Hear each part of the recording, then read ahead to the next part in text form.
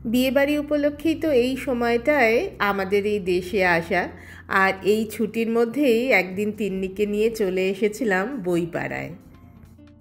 College street আমার লাইফের অনেক সুখময় স্মৃতি আছে এখানে, কারণ আমার কলেজ লাইফ আর হস্টেল লাইফ এই পাড়ার আশেপাশেই কেটেছে।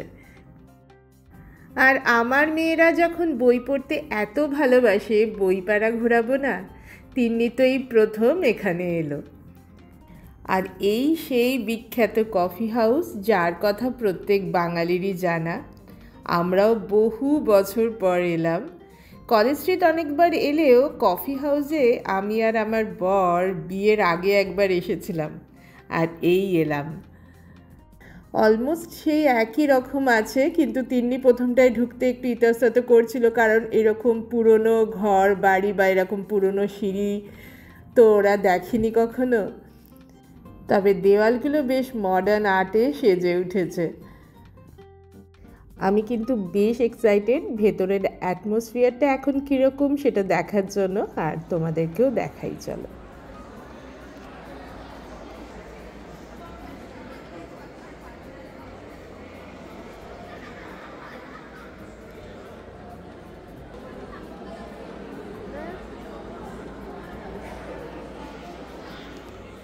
দেখো সেই একই রকম গমগমে বাঙালির আড্ডার মেজাজে কফি হাউস।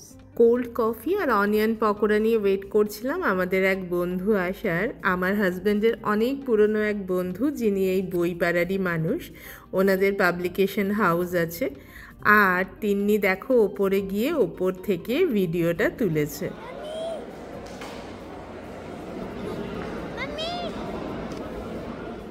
বন্ধু আসতে আমরা আবারও 1 কাপ করে কফি নিলাম, এবারে অবশ্য গরম কফি। বেশ কিছুক্ষণ গল্প করার পর ওই বন্ধুই আমাদের সাথে করে নিয়ে গেছিল বিভিন্ন দোকানে বই কিনতে। সেই পুরনো কফি হাউস দেখে তোমাদের কেমন লাগলো বলো? আমার তো দারুণ লাগলো। এত বছর পর, প্রায় 24-25 বছর তো হবেই এলাম এখানে। আমার কলেজের বন্ধুরা বা হোস্টেলের বন্ধুদের তো পুরনো স্মৃতি আবার করে মনে পড়বেই আমার এই ভিডিও দেখে। তোমাদেরও কমেন্টের অপেক্ষায় রইলাম। এখানে আসার স্মৃতি না থাকলেও শিল্পী মান্নাদের গান শুনে এই কফি হাউসকে সকলে নিশ্চয়ই চেনো। এবার তো বইপাড়ার অলিগলি দিয়ে ঘুরছি তিন্নির লিস্ট করে আনা গল্পের বইয়ের খোঁজে, ইংলিশে। তাই ওই বন্ধুই খোঁজ করে করে যেখানে পাওয়া যেতে পারে সেই সব দোকানগুলোতেই নিয়ে যাচ্ছে। এবার ওরা 3 জন মিলে চটপট করে একটা দোকানের দোতলায় উঠে পড়লো, যেখানে বই পাওয়া যেতে পারে। আর আমি এখানে ঢুকে দেখো আমার তো যেন গা ছমছম করছে। এটাকে বইয়ের দোকান বলবো না বইয়ের গোডাউন? দেখো, দাঁড়াও আর একটু ভেতরে যায়, কিন্তু কোথায় সিঁড়ি, ওরা কোথা দিয়ে উঠলো কে জানে। রাস্তার মোড়ে এনাদের দেখতে পেলাম, মনে পড়ে গেল সেই কলেজ আমাদের দেখতাম বাজাতে বাজাতে কোনো প্রসেশনের সাথে এনারা যাচ্ছেন। তার মানে সেই ব্যান্ড পার্টি ব্যাপারটা এখনও আছে। এখনও এদের বই কেনা শেষ হয়নি, খোঁজ করতে করতে চলেছে। কি অদ্ভুত লাগে না এই রকম বইয়ের দোকানগুলো দেখতে। তবে এই বন্ধু আমাদের সাথে ছিল বলে বইয়ের দামে অনেক বেশি % ডিসকাউন্ট পেলাম, কারণ যেহেতু ওরা পাবলিশার্স, তো পাবলিশার্স ডিসকাউন্টে আমরা কিনতে পারলাম বইগুলো। যে বইগুলো তিন্নি চাইছিল সব বই কেনা হলো। এবার আমরা যাচ্ছি কলেজ স্কোয়ারের পাশ দিয়ে। প্রথমে অবশ্য বুঝিনি কোথায় নিয়ে যাচ্ছে আমাদের, তো তারপরে আমাদেরকে একটা খাওয়ার দোকানে নিয়ে গেছিল ওই বন্ধু খাওয়াতে। কোথায় নিয়ে গেছিল চলো দেখাই।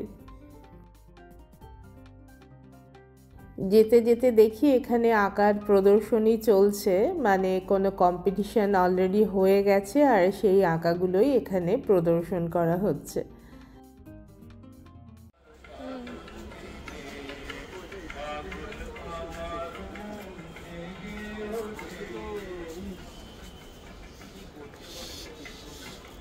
অ্যাওয়ার্ড সেকেন্ড পেয়েছে।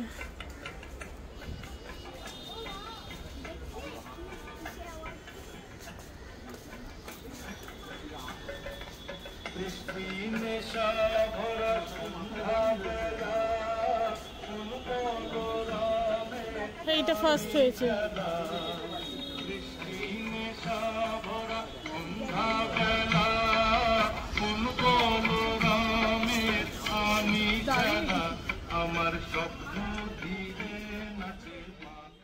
দেখতে তো ভালো লাগছিলই, সাথে এই রকম গান।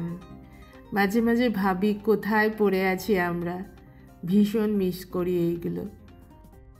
খাওয়ার দোকানের কাছাকাছি চলে এসেছি। ওই দেখো দোকানটা, পুটিরাম, অনেক পুরনো বিখ্যাত দোকান, তবে আমি আগে এখানে খাইনি কোনোদিন।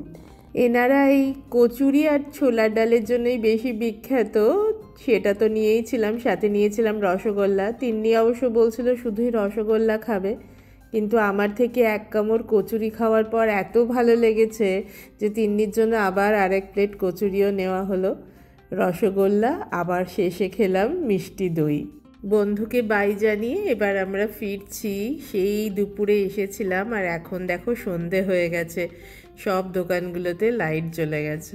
তিন্নি তো নিজের জন্য, দিদির জন্য, এমনকি ওর প্রিয় বন্ধুর জন্য এখান থেকে গল্পের বই কিনেছে। আর শুধু বই নয়, খাতা, ফাইল, পেন, সেই সবও অনেক কেনাকাটি হয়েছে। আর শুধু এখান থেকে নয়, বই মেলাতে গিয়েও তো 2-3টে বই কেনা হয়েছে। এবার মনে হচ্ছে সুটকেস ভর্তি করে আমার শুধু বইই যাবে, জামা কাপড় আমাকে এখানে রেখে দিয়ে যেতে হবে। দেখো ঘরে এসেই সে বই নিয়ে বসে পড়েছে। আর আমিও আজকের ব্লগটা এখানেই শেষ করছি। কেমন লাগলো জানিও। দেখা হবে আবার আমার পরবর্তী ব্লগে। সবাই খুব ভালো থেকো। টাটা।